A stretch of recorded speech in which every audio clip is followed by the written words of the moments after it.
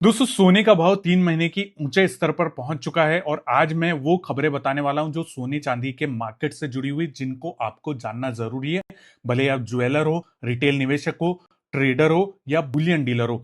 सबसे पहली खबर यह है कि जो हेज फंड्स हैं वो डॉलर को बेच रहे हैं, यानी वो डॉलर की कमजोरी पर दाव लगा रहे हैं। जब भी डॉलर की कमजोरी होगी वो सोने चांदी के लिए वहां पर भाव बढ़ाने का काम करती है। दूसरी जो खबर जिसको आपको समझना है, आज अमेरिका एक बड़ा ऐलान करने वाला है ईरान को लेकर, ईरान के ऊपर आर्थिक प्रतिबंध को लेकर, उस पर नजर रखिएगा।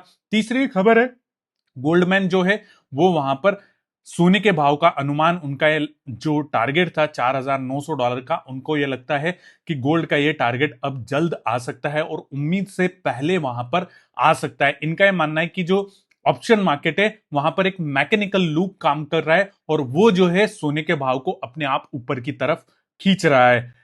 साथ ही सोने का भाव 200 दिन के मूविंग एवरेज के पार भी वहां पर जा चुका है। तीसरी खबर जो है, जो जिस पर आपको नजर रखना है, वो है सीएफटीसी में सीओटी की रिपोर्ट। वहां पर जो नेट लॉन्ग पोजीशंस है, जिन पर जो बड़े स्पेकुलेटर्स हैं वो लॉन्ग पर दाव लगा रहे हैं। मतलब उनको लगता है कि भविष्य में जो मार्केट है वो तेज रह सकता है।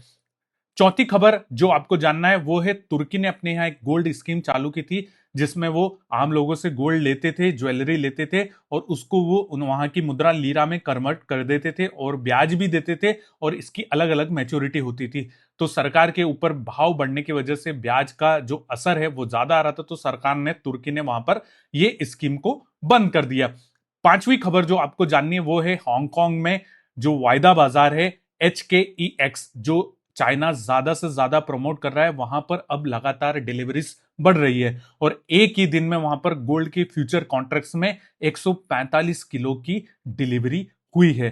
तो ये 5-6 खबरें हैं जिन पर आपको नजर रखनी है आज के लिए। और दोस्तों हमारे वीडियोस अच्छे लगते हैं तो इनको लाइक, सब्सक्राइब और शेयर जरूर कर दीजिए।